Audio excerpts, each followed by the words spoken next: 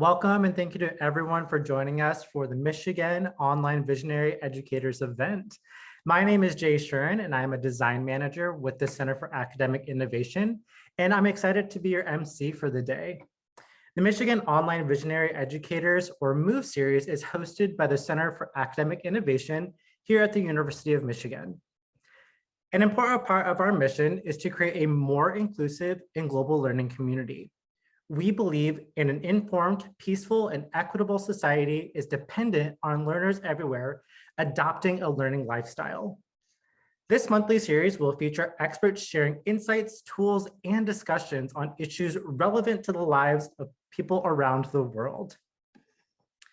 Many of the speakers may be familiar to you as the faculty behind some of our most successful and innovative learning experiences available through Michigan Online. For more information on our upcoming MOVE series events, be sure to check out the schedule at online.umich.edu/move. We invite you to submit questions for our panelists in the Q&A section, and they will do their best to answer as many as they can. Given the limited time that we have together, we ask that you keep your questions related to the topic at hand. And lastly, today's event will be recorded, and the recording will be made available on Michigan Online at online.umich.edu/move. And without further ado, today I'm joined by Mike Barger, Executive Director, Ross Online, Clinical Assistant, Professor of Business Administration, Ross School of Business.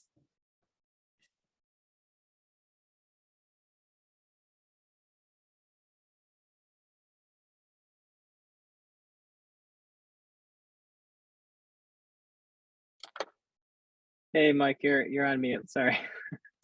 Excellent. That's why I was asking how the audio was there. So appreciate that, Trevor. Hi, everyone. Mike Barger here from University of Michigan's Ross School of Business. Great to be with you here today.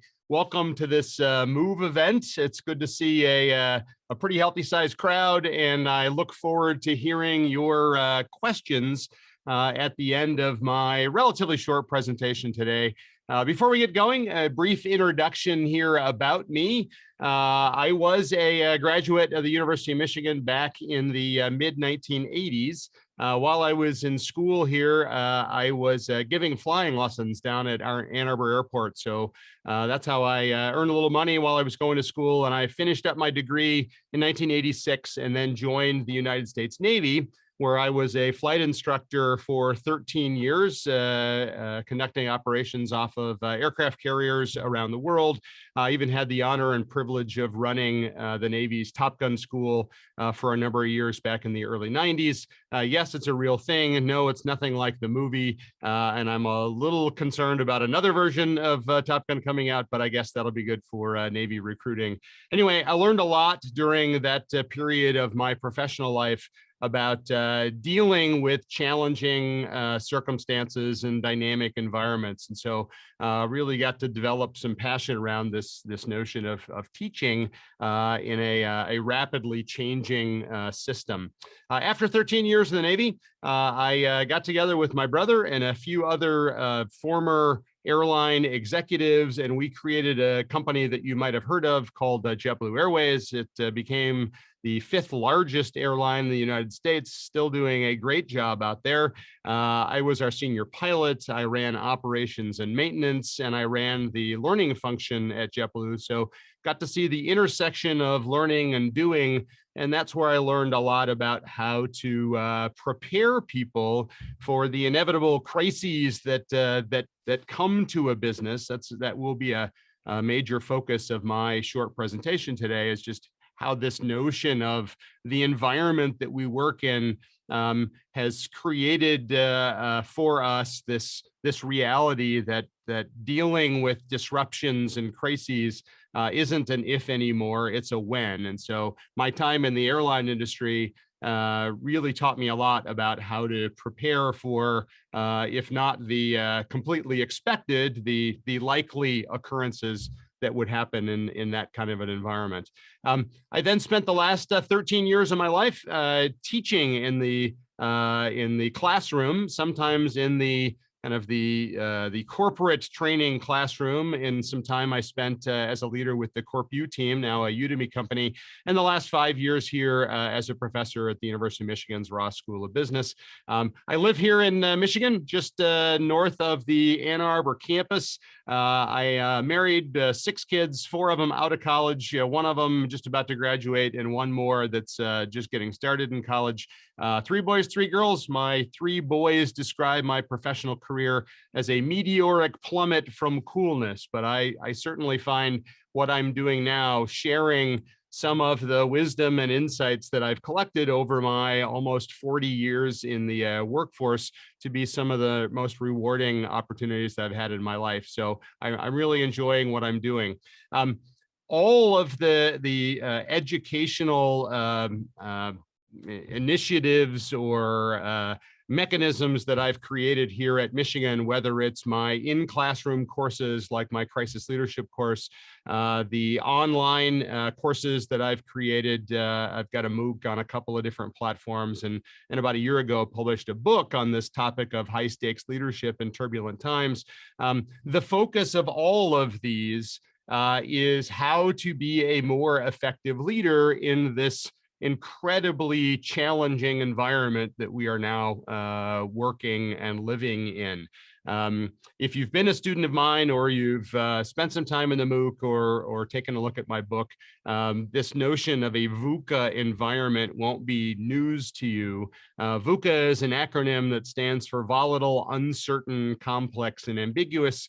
It's a term that US Army leaders used back in the late 1990s to describe to members of Congress the type of battlefield that they expected to have to deal with in the future. And as someone who spent time in the military and in the trenches of the business world, if you will, I would argue that the business environment that we're dealing with today is just as VUCA as any military environment that we might have to deal with. So I think there's a lot of lessons that are universal across those multiple environments. And so for the next 15 or 20 minutes or so, I would like to share with you a few thoughts on 4 topics. I'll show you what those are in a moment, and then we'll open the floor for questions. So I'll invite you during my presentation to please feel free to toss your questions right there in the Q&A. There will be plenty of time at the end of my chat to answer those. And I would love for this to be as intimate and interactive as we can possibly make it. So consider my next handful of slides here as really just thought starters for you on how you might frame up some questions that I could help you grapple with. The 4 topics I'd like to talk about today. One, being a leader today is really hard. So I think I'll start with just an acknowledgement that being a leader today is really, really difficult. And so I've got some suggestions for how you might think about being a more effective leader. A foundational premise of all of the materials that I've built for the classroom, in person or virtual, in my book, is around this notion of how important it is for you to understand and do your best to meet the needs, those value propositions of all of the stakeholders who extract some sort of value in their relationship with you as a business leader running some sort of enterprise. So we'll get into that in a little bit of detail. I'll share with you a very simple model for thinking about how to lead in particularly challenging times. I think you'll find it a useful framework for leadership in any type of environment.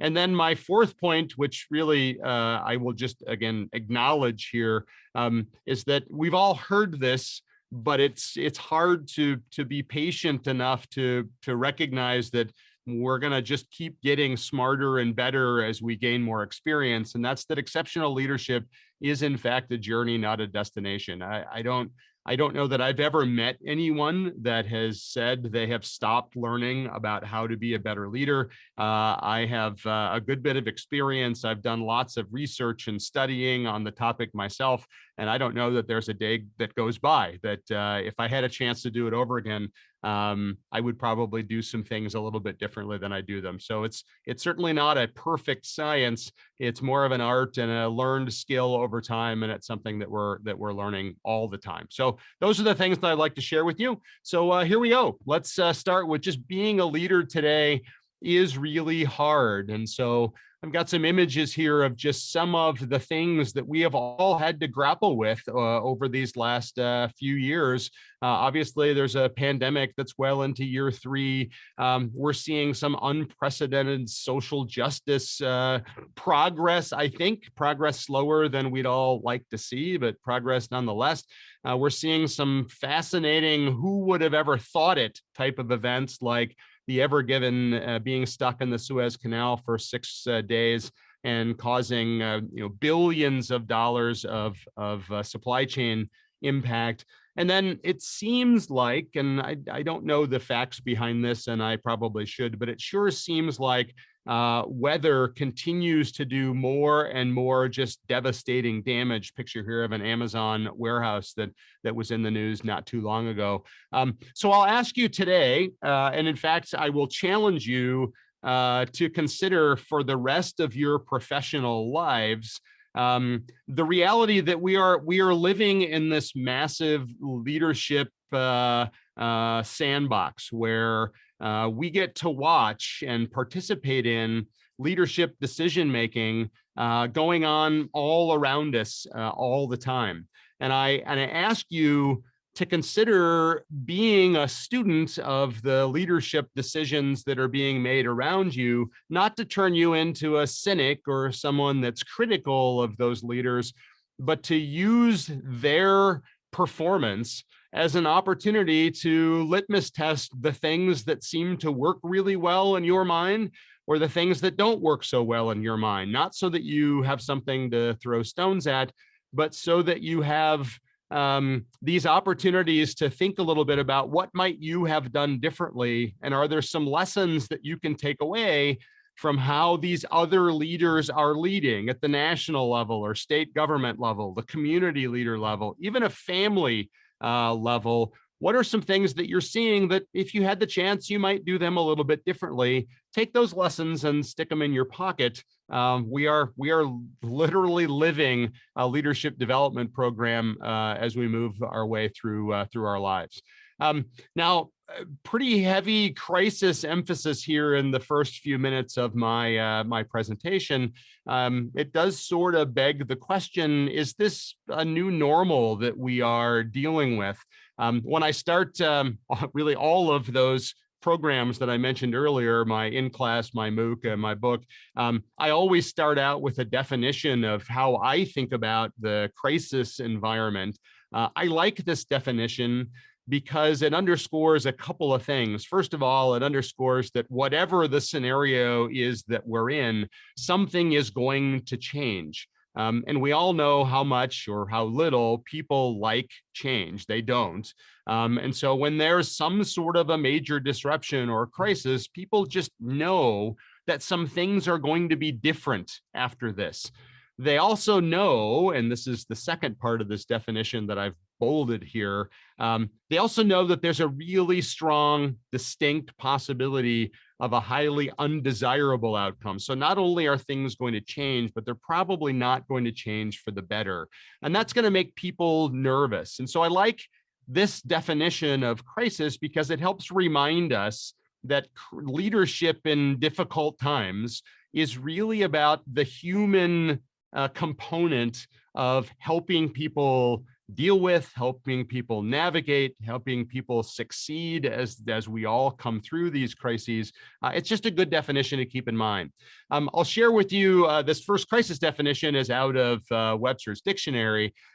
This definition of business is my own creation, but it should resonate with you if you spend any time in the business environment. Business is an unstable collection of activities or state of affairs in which changes are happening all the time. Isn't that true in our lives in business? any of which could ignite a highly energized chain reaction with the distinct possibility of a highly undesirable outcome. That just seems to be the way that business is working today. These changes in the kind of complexity and ambiguity and volatility of the business environment has led to really leaders thinking about an evolution of their role. Now, I'm not a proponent of the way Dilbert suggests the evolution of leadership, but I am fairly confident in saying that while we will continue to see very important decisions and choices and strategy formulation happening in those corner offices of the traditional workplace, we're going to see a lot more really important leadership work being done in the trenches. And I think for all of us who spend some time kind of coveting that leadership position in the company headquarters, I think it's important to remind ourselves how valuable it is to be a leader out where the work is being executed, dealing with the kinds of challenges that those frontline customer facing or supply chain facing employees are doing their work, and have a little appreciation for that frontline supervisor, what I believe is one of the most difficult jobs in anywhere in the business world is that frontline leader. Really, really difficult kind of work. Now, I will acknowledge, having spent 30 plus years in leadership roles, that when times are good, leading is really a lot of fun. It's rewarding. It's exciting. We make progress. We're making stakeholders happy. And even when there's a good bit of complexity involved in our operations, like on the right side of the screen here in the cockpit of an A320, when times are good, it really is a lot of fun. And in fact, technology is to the point today where I think pretty much anyone on the call today, if I had a few days with you in an A320 simulator, like what you see on the right, I could probably teach you how to take off and fly and land the thing. All things working the way they're supposed to be working. Unfortunately, things don't always work that way. And one of the biggest challenges, if not the biggest challenge for a leader today, is providing guidance and leadership when times aren't going so well, when that complexity that comes with the technology that we've integrated into our systems amplify a disruption into a crisis situation. That's when leadership gets really hard. So whether we find ourselves in a new normal of business being this kind of near crisis situation all the time or not, I think it's safe to assume that leadership going forward is going to require us to have to deal with the volatility, uncertainty, complexity, and ambiguity of the environment as we lead our teams and our organizations to the best possible outcomes. And so what I've learned from my experience and my research here at Michigan is really three what I describe as universal truths about people in a difficult situation. But I think all of these things will apply to kind of our environment as leaders going forward. One, when times are difficult, people are going to look to leaders for tangible evidence of leadership. Okay. And I ask you to apply your own lens to this as you think about any of those crises or those challenging business scenarios that I had on those couple of slides earlier. Were you looking to your leaders for tangible evidence of leadership?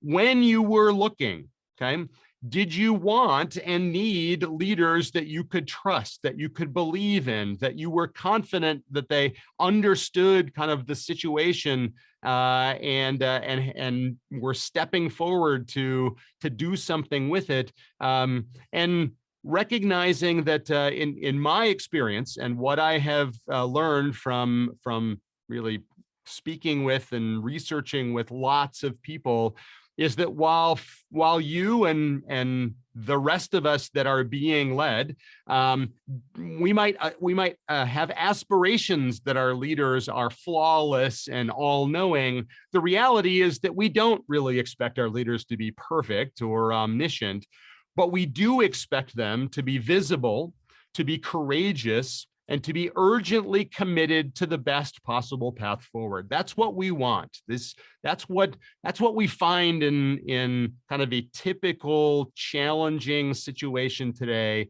is we need someone to step up, someone that we can see, someone that we can have confidence and faith in, and someone that is legitimately trying to move us forward in the best way possible. All of the red words here, by the way, the reason I highlight the peoples and the theys is that these are folks that I describe as stakeholders. And these stakeholders are folks with vastly different perspectives. And I'll talk a little bit more about that in a moment. All of the academic work that I have done, courses and in my book, I framed in this sort of 7-step model, if you will, and I want to share just a sentence or two about each of these steps. Now, step 2 and step 6 here are topics 2 and 3 that I want to focus on in a minute, so I won't get into those in too much detail here. But a good framework for thinking about leadership, particularly when times are challenging, but I'll argue pretty much any time, is this idea of first acknowledging that this VUCA world is going to create more challenging situations. So spending some time thinking about how we're going to deal with them is time well spent. This idea of stakeholders is going to become really important, because it's their perspectives that are going to drive the way we think about not just how we deal with our VUCA environment, but how we think about becoming more resilient as both individual leaders and as we think about the resilience of our teams or our units or our enterprises as a whole. I think a common misperception about resilience is thinking about being resilient as the ability to kind of pick yourself up after you've fallen down, brush yourself off, and get back into the game. Actually, there is a great amount of research out there now that says that resilience is really best thought of as something that we can do before we find ourselves in a crisis. Things like building relationships with our stakeholders so that those stakeholders can help us identify things that haven't turned into crises yet, but might if we don't spend some time dealing with them. So resilience is a good way to think about kind of leveraging the benefits of stakeholders, and also thinking about this idea of, if we are trying to be resilient and planning for the unexpected but likely, then spending some time thinking about how our stakeholders might react to different types of crises, A, makes us more resilient, and B, gives us an idea of the kinds of crises that or disruptions that our organization might have to deal with. And that's why I find it a really useful exercise once we've identified who our stakeholders are and what it takes to develop some resilience as a leader and as a team. Then working through in our minds, consider this a little bit of a planning exercise, how different stakeholder groups might react to different types of disruptions is a really useful exercise.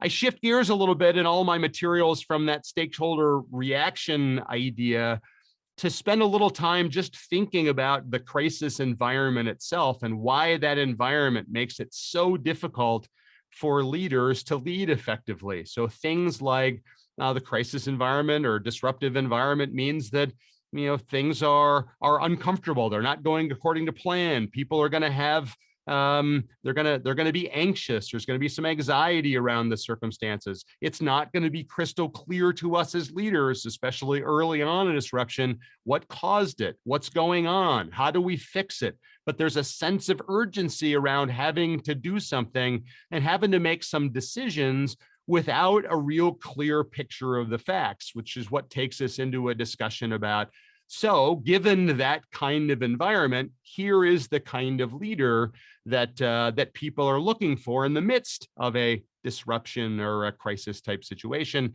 And then the last thing that I generally talk about is okay, so we know how to think about stakeholders, how resilience can be achieved, how our stakeholders are going to react to different types of disruptions, why the crisis environment makes it so difficult to lead. So here's the kinds of things I'm going to try to lead, to lead effectively. And then here are some things my organization can do to prepare for that inevitable disruption or crisis, which is absolutely going to happen. Okay, with that as a backdrop here, let me talk about these next two items, starting with this idea that leadership is about caring for the value propositions of all of your stakeholders. I start all of my academic pursuits here with this conversation around an example. So if this looks familiar to you, although it's over 10 years old now, this is the Deepwater Horizon oil platform. Got a lot of media coverage back in the day when this was ongoing. Clearly a crisis for BP, the company that oversaw the rig. I like to remind folks that that BP really didn't have many people on the rig. It was actually being run by another company, Transocean, and so this scenario here wasn't just a BP problem, it was also a Transocean problem. And in fact, neither of those companies built the platform. Hyundai Heavy Engineering built the platform. So all of those organizations' leadership teams, those executive teams, were completely focused on the Deepwater Horizon crisis for a long period of time. In fact, the CEO of BP got some not so wonderful press about some comments he made about being essentially tired of dealing with this crisis and ready to get back to his life. Well, unfortunately, when this was ongoing, that became the life of those three executive teams. But those weren't the only stakeholder groups that were really thinking about what was going on the Deepwater Horizon platform. You know, consider what the employees of those three organizations were thinking as this platform burned for several days, caused a number of injuries and 11 deaths of people that were on the platform. How about the families of those employees or the customers of those three companies? Or the members of the community that off the coast of Louisiana here, where this platform was burning? How about the investors in those organizations or channel partners or the regulators, the government officials that were overseeing things like safety and regulatory compliance? How about the media? And how about even the competitors ongoing here? The moral of this story is if you step back from a scenario like this and think about how each of these stakeholders was perceiving the events playing out here, you recognize that when you're leading through this type of a scenario, each of these groups is going to require a good bit of your attention. And in a different way, because they're all looking through different lenses. And the argument that I make is that while that's all really valuable thinking in the kind of crisis environment, the reality is to simply run a really good business on any day, all of these stakeholders are important value extractors of what your organization is doing. So to lead effectively, it really is worth the time and effort to think your way through how different stakeholders view their relationship with your organization, and how you can increase the value that they are able to get from that relationship. I like to share when thinking about what are the things that crisis leaders or leaders in a disruption should be doing. Acknowledging these three universal truths gets us to a place where, okay, so what should I be doing, or how should I be thinking, or what action should I be taking as a leader in that kind of environment? And so I've used the be, know, do framework that the US Army's made pretty famous. I don't use the concepts from the be, know, do other than just it's worth looking at those three categories of things slightly differently. So what are the things that a good crisis leader should be? I'll make the argument a good business leader today should be. What are the things that they should know? And what are the things that they should be doing? And so without getting into great detail, because I'd love to hear questions on any of these things, it should be relatively straightforward here that what we'd like to see in our leaders during a particularly challenging time is we want them to be visible. We want to know that something is going sideways or that there's a challenge that we're dealing with. We want them to be caring. So we want to make sure that they recognize that that these events that are playing out are having an impact on people, on us, on stakeholders. We also want them to be empathetic, which is a little bit different than caring, and that we want them to demonstrate some sort of recognition that this scenario is creating some pain, some anxiety, some loss. So we want them to be not only caring, but empathetic. There's a lot of research on the benefits of dealing with folks who are, or working with folks who are calm, who are able to keep their head about them while those around them are losing theirs. And we want leaders to be assertive, which doesn't mean aggressive necessarily, but we want them to be demonstrating a sense of urgency. Our leaders should know who we are as an organization. So as just foundational concepts, they need to know where our organization's trying to go, what's the vision of the company, and what are the values, what are the things that we really care about. This idea of guiding principles, I'm going to come back to in a moment, as I talk about how these kind of the way we do things around here, the way we make decisions, how it can be helpful thinking about these challenging, should we or shouldn't we, do we require this or not, how we can use those guiding principles to frame those choices and frame our conversations with our stakeholders. So let me come back in a minute to this idea of guiding principles. And then in terms of what should our leaders be doing? Well, of course, we need them to communicate. What's going on? What do you know? What have you learned? We need them to be making decisions, even though in the midst of a challenging scenario, any of those images that I showed you earlier, the picture of what really is happening and what needs to be done going forward isn't always very clear until well into the game. So we really need leaders to step up and make decisions with the information that they have available. It's very natural for us as leaders to want to step back and wait for a clearer picture. And that's just not something that we have the luxury of doing anymore. So we need to get out in front of these things and do the best we can with the information that we have. We want our leaders to take responsibility, if not necessarily responsibility for being the cause of the event, at least responsibility for guiding the organization through it so that it can be successful in the future. And we need these leaders to engage stakeholders, right? To connect with these different groups of people who find value in their relationship with the organization. Okay, I told you I'd come back to these guiding principles. And so here's a way to use these guiding principles to help you deal with these kind of difficult challenges that we're all managing at the end of hopefully at the end of this pandemic of ours. And these three topics that I've put up on the screen generally drive a good bit of strong feelings on all sides. And so here's how I'd like you to think about these decisions that you or your leadership are being forced to make.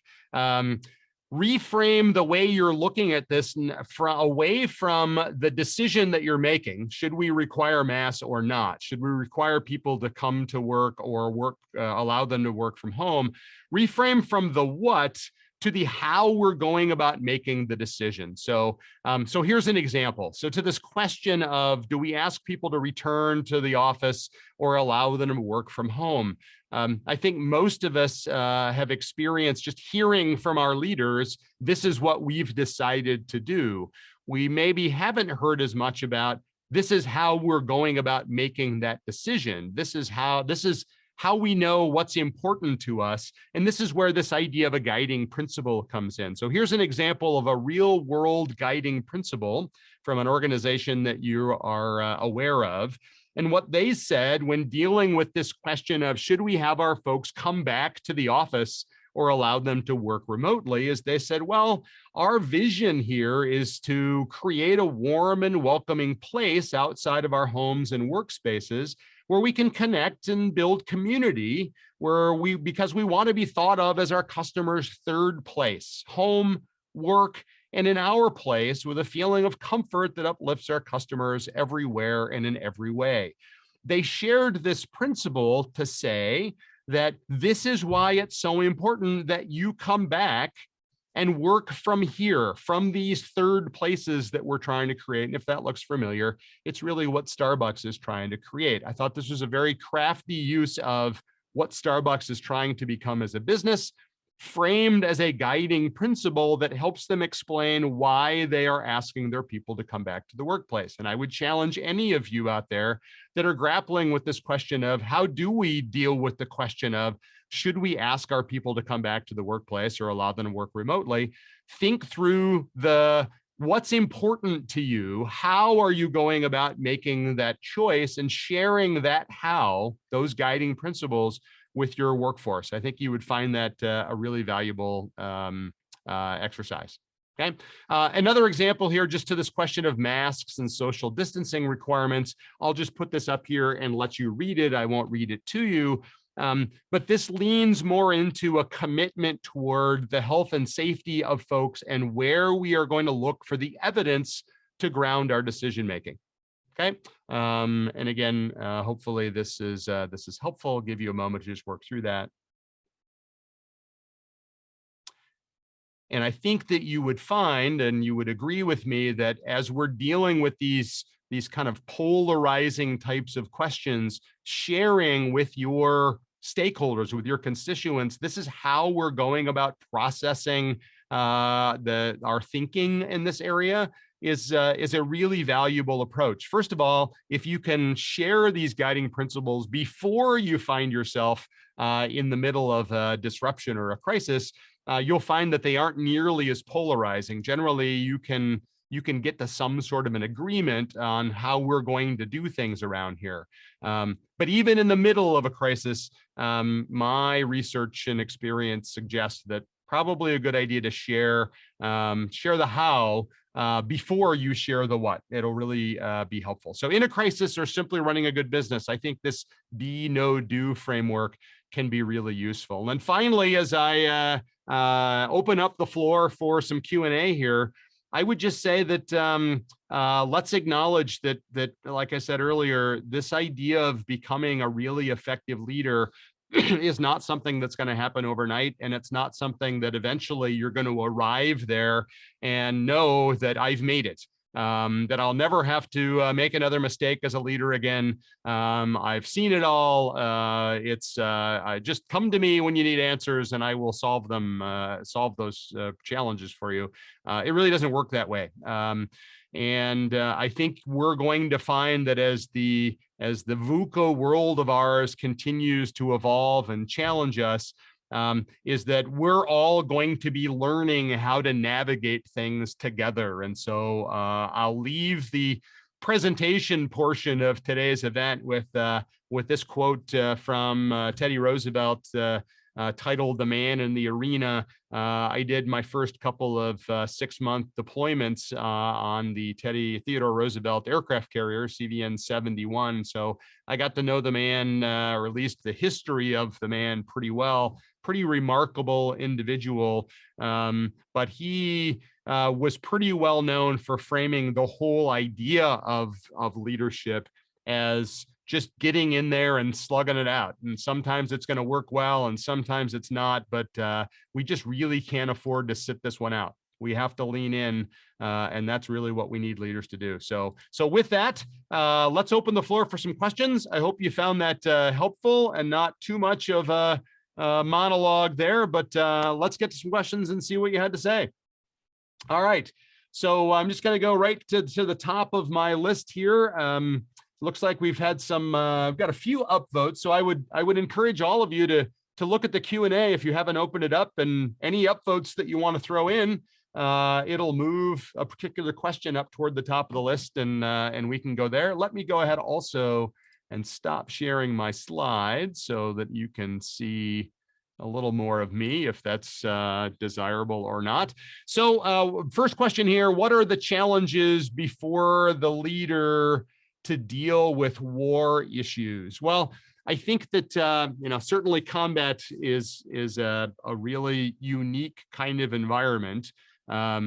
It should be fairly clear, if you take the stakeholder mindset, the stakeholder management philosophy, that as a military leader, it's pretty easy to start to identify at least a handful of different stakeholders that you are trying to work with, right? So obviously a very important stakeholder is your opposition. I would consider them a stakeholder, just as I consider competitors in a business environment to be a stakeholder. Not that you're necessarily going to just lean over and accept their needs and interests, but recognizing what they are and knowing how to negotiate with them, not a bad idea. In fact, you see in the news every day in the Ukrainian situation is how hard President Zelensky is trying to kind of work with the opposition to have a discussion around how to make this thing go away. So really a good example of someone that's actually trying to engage the interests of the opponent, the competitor here, to try to get to a good resolution. And then obviously there's the people, there's the communities and the commerce, the business, there's the governmental body, there's the different international associations, bordering countries. All of these things are different stakeholders.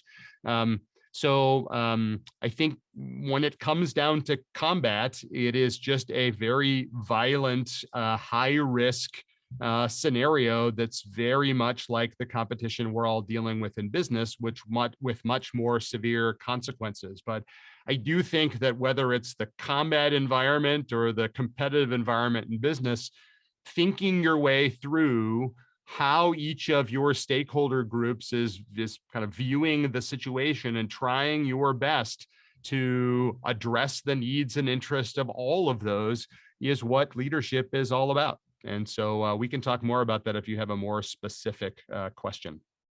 The next question is, let's see, what are the reasons many countries indirectly involve in the critical phase of world crisis?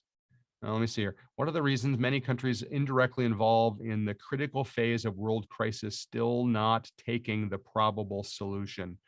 I think I'm going to need a little help with what specifically are you looking for there, so that I can give you a better. I'm not quite sure that I understand the question there. So let's come back to that one. In this VUCA world, it's acknowledged, next question. In this VUCA world, it is acknowledged also that to stay relevant, a leader needs to not to stop to innovate in a time of turbulence. Is that still the case?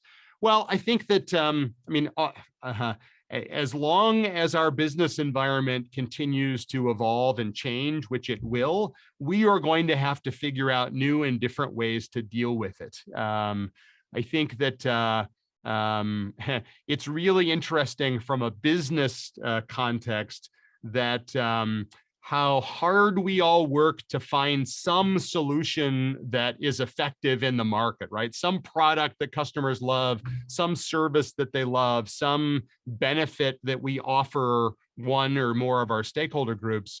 And because our environment is changing constantly, what we're finding is that more and more businesses are realizing that what worked great yesterday works just okay today and may not work at all tomorrow because the kind of environment is changing around them.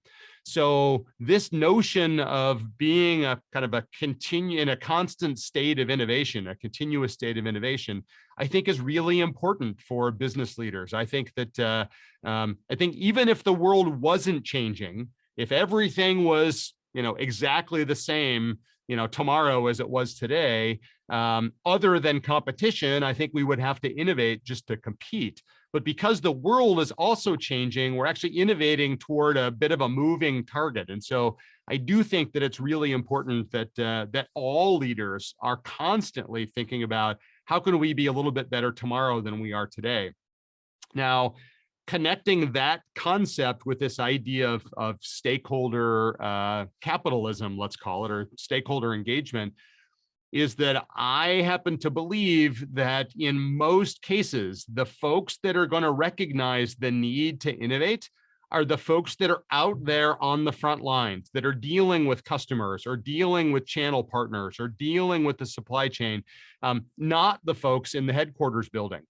And so if your goal is to try to innovate, to keep up with changes in the market, changes in the business environment, and you look at the different options that you have to identify when those changes are necessary, you're going to find that your own employees, your own customers, your own competitors, your own regulators, even your own investors are going to be sources of intelligence that suggest to you that there might be slightly different ways or significantly different ways to do business.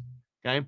If you want to kind of insulate yourself in the headquarters back in that corner office and come up with tomorrow's strategy and next week's plan and the plan after that, you're going to be slow to market. You have to find a way to leverage the kind of the wisdom and insights and the network of those stakeholders that are out there near the front lines. Okay, which is really one of the reasons that I said back in my comments about resilience.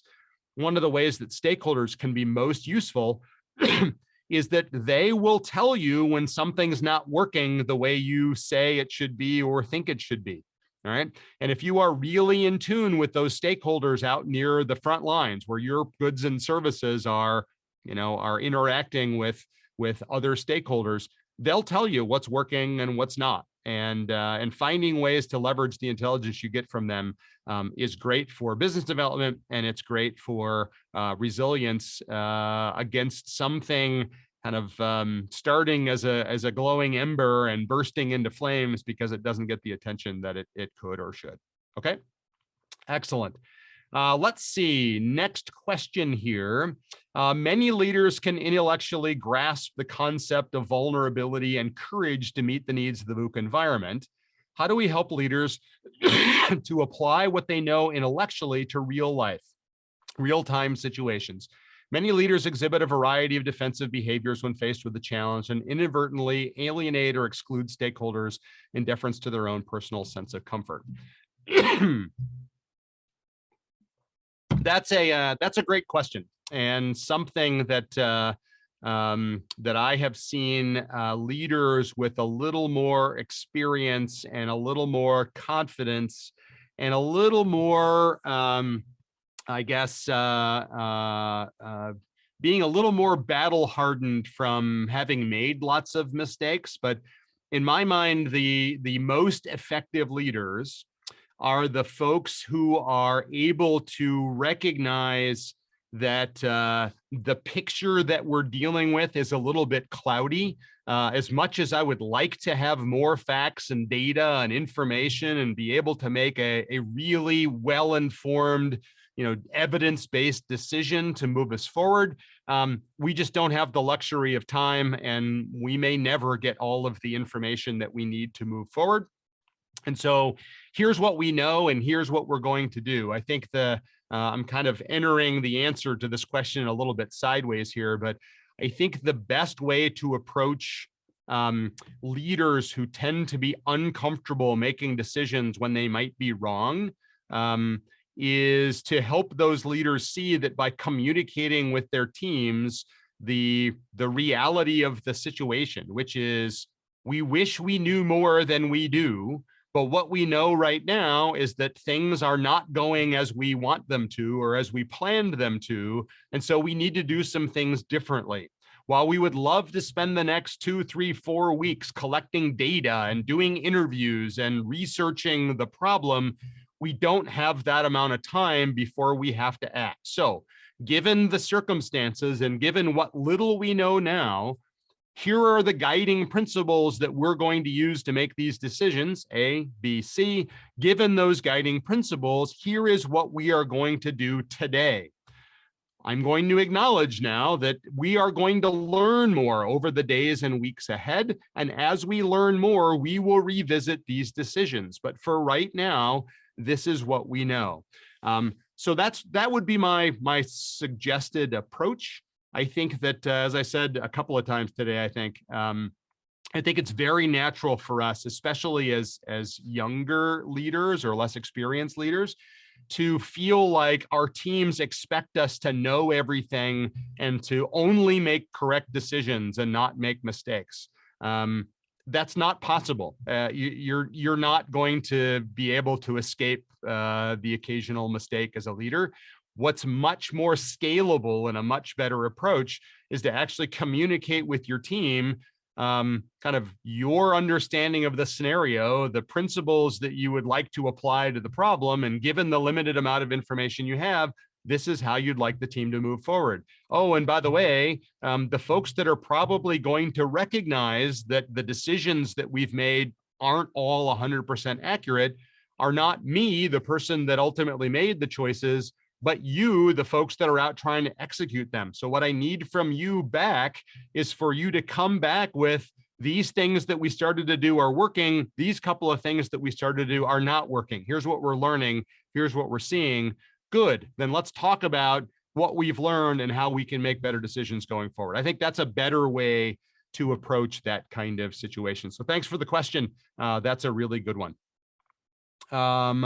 Let's see, is your concept of resilience like the concept of anti-fragile? Sure. I think that's really good. There's some really interesting anti-fragility reading out there. And just in the interest of time, I will acknowledge that, yes, I think that is a good notion. And I think that for those of you who are really interested in getting into kind of some philosophy about how to be a more effective leader in times like these, I think the anti-fragile material is pretty good. So thanks for the question, Andy. That's a really good one.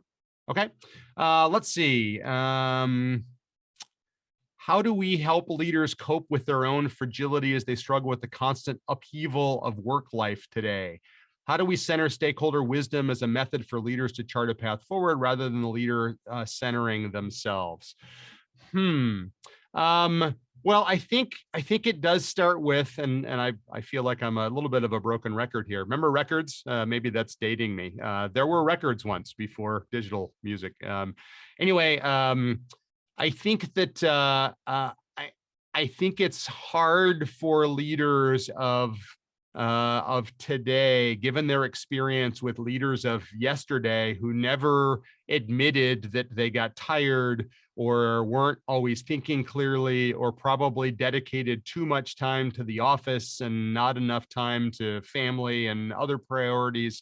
I think that it's I think that leaders feel like they need to pour themselves into work so much that that they're their own worst enemy. I think we need to find a way to rally our teams in general around this idea that we should be, working to live, not living to work, and that together we can more effectively help the organization navigate kind of the business environment that we've been handed, and not depend on one person to carry the whole load. I think there are lots of examples of folks who have said that their greatest strength as a leader was to surround themselves with a bunch of people who are smarter, sharper, more capable in their unique areas of the team. And those leaders, set the direction and create an environment that allows people to collaborate and deal with challenges collaboratively. That's a better way to lead. It shouldn't, leadership today just can't be about individual heroism anymore. You'll need that on occasion, but it's much more about trying to find a way to get the whole team moving in the same direction. So Jay, I see you showed up there. Maybe that's a good place to kind of end. I wish I could keep going with the questions. Pretty good crowd today and some pretty good questions. So appreciate the opportunity. Absolutely. Mike, thank you so much for joining us today and sharing your stories, insight, and wisdom. And to our participants, thank you so much for your engagement and your questions. Thank you all for joining us. Some upcoming MOVE events. You can check out the upcoming MOVE series dates, times, and guests online.umich.edu/move. So follow Michigan Online on social media platforms. We also have relevant courses on Michigan Online. So thank you all for joining us and submitting your questions. If this topic was interest to you, I would encourage you to take part in some of our other courses, such as High Stakes Leadership, Leading in Times of Crisis, featuring our very own Mike Barger. Our High Stakes Leadership in Turbulent Times book, also by Mike Barger. Leading People in Team Specializations, and Leading Diverse Teams and Organizations. And you can find all of those links down below in the chat.